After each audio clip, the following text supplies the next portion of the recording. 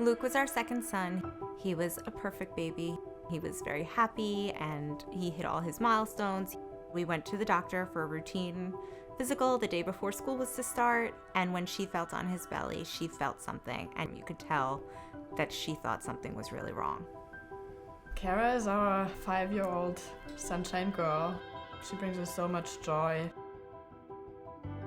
In November 2020, we noticed a swollen lymph node on her left neck side. So Kara got an MRI done 2 days before Christmas, and they found a huge mess. We went directly to the hospital. He had all this testing, and ultimately we discovered that he had stage 4 high-risk neuroblastoma. They did a bone marrow aspiration and saw it's neuroblastoma. We definitely felt shocked, and I always promised myself, whatever happens to Kara, I'm gonna make her smile every single day. Neuroblastoma is a cancer of what's called the sympathetic nervous system. It mainly affects children 5 years old or less, and it's the most common solid tumor in the first year of life. Over half the children at the time of diagnosis already have widespread disease and big amounts of it. When Kara was diagnosed, she had cancer throughout her entire skeleton. My wife, daughter, and I live in Germany. I started researching where the best hospital is, who the best doctors are, and what the recommended therapy is. It was overwhelming. First treatment was chemotherapy, and then they scanned to prepare for surgery. Unfortunately for us, the tumor had grown instead of having shrunk. We kept trying different combos and nothing was happening. And every time we scanned, it was another disappointment. Everyone, when they talk about childhood cancer, talk about being angry, being sad, being heartbroken.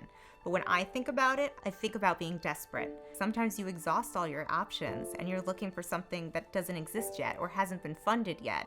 While my wheels are spinning, a friend of mine said, "You should go to that Band of Parents meeting."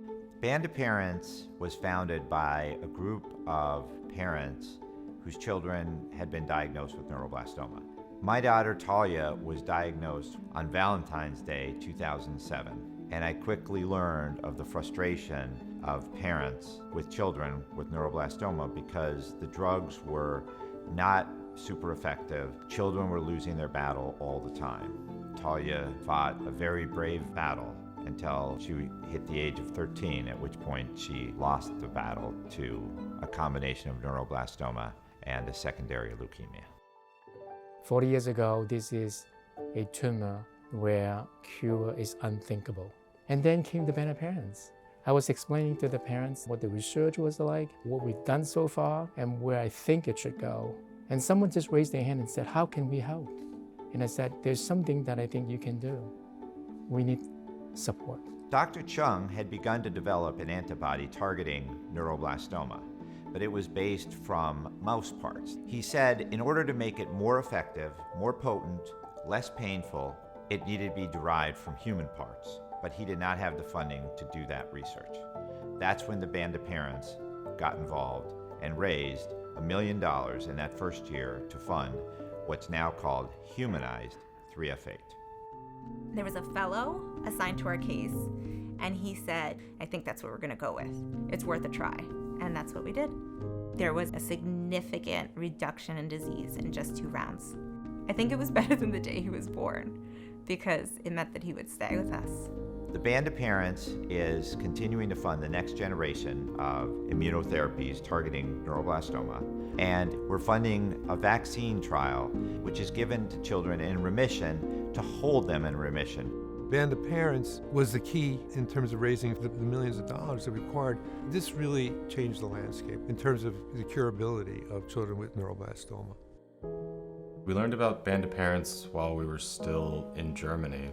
We began to look into how we can get to Memorial Sloan Kettering, where we were going to be staying. And Kara was so immune suppressed, and COVID and everything made it just tougher. During the COVID pandemic, families who were traveling to New York City and Memorial Sloan Kettering for cancer treatment were facing housing shortage. So Band of Parents stepped in quickly and we negotiated a discounted rate at a hotel. We provided clean and safe accommodations equipped with a kitchenette for storing medicine and meal preparation. We ended up staying there for 13 weeks because Kara's treatment kept on going. We were so happy to have a base. We just really wanted to make sure that these families had less to worry about during a very difficult time in their lives, so they could just focus on their children's treatment. When Kara got here after receiving a fair amount of chemotherapy, she still had this deadly cancer showing up in her bone marrow. We gave her the antibody, and lo and behold, it cleared. It did what we over and over again see, but it's always the most gratifying thing. When we had the first clear scan where nothing could be found, we felt like we won. Right now, Kara is receiving the vaccine that is designed to have the child make their own antibodies against the neuroblastoma. We are very thankful that Band of Parents made it happen, that they supported the science. They saved Kara's life.